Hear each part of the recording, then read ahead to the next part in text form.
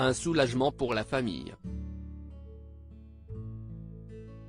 Grièvement blessé dans l'accident de la route provoqué par Pierre Palmade sous l'emprise de cocaïne, le 10 février dernier, le petit garçon de 6 ans a pu quitter l'hôpital Necker de Paris ce lundi 27 février comme l'ont révélé nos confrères de BFM Télévision. L'enfant était sorti du coma, 6 jours après le drame. Lors de la collision, le garçonnet a eu la mâchoire cassée après avoir reçu un choc sur la tête. Depuis, ce dernier a des difficultés à boire, à s'alimenter et à parler. Le jeune enfant pouvait seulement dire des phrases très courtes, a souligné BFM TV. Avant d'apporter une petite précision sur l'état de santé, mais ses bras et pieds peuvent bouger. Invité sur le plateau de la chaîne nationale, le dimanche 26 février, l'avocat de la famille des victimes blessées a rappelé que le garçonnet garderait des séquelles à vie. Il ne peut pas se nourrir, il a une sonde pour se nourrir, il est dans un état très compliqué,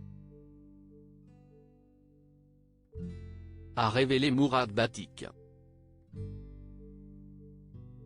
Avant de lever le voile sur la longue convalescence qui attend l'enfant, il va y avoir très long processus de reconstruction d'un point de vue physique d'abord puis psychologique pour un enfant déscolarisé qui était au CP et qui avait une vie tout à fait normale. Quant au père du petit garçon, ce dernier est toujours hospitalisé.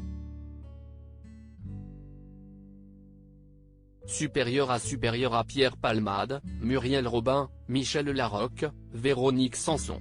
Les femmes de sa vieille affaire Pierre Palmade, le comédien placé en détention provisoire, un verdict que la famille des victimes attendait avec impatience.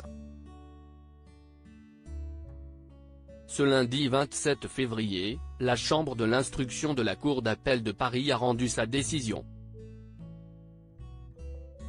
Après sa mise en examen pour homicide et blessures involontaires, Pierre Palmade a été placé en détention provisoire avec mandat de dépôt exécutoire. Victime d'un accident vasculaire cérébral, AVC, le samedi 25 février, le comédien de 54 ans ne sera pas incarcéré dans l'immédiat.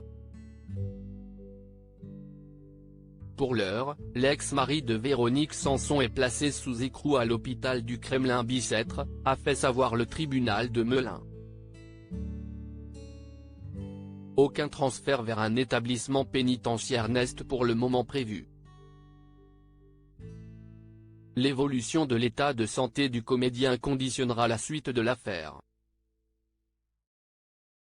Lorsque l'acteur sera en capacité d'être incarcéré, CIST à la prison de Fresnes, située dans la banlieue sud de Paris, qu'il sera accueilli, selon les informations de BFM TV.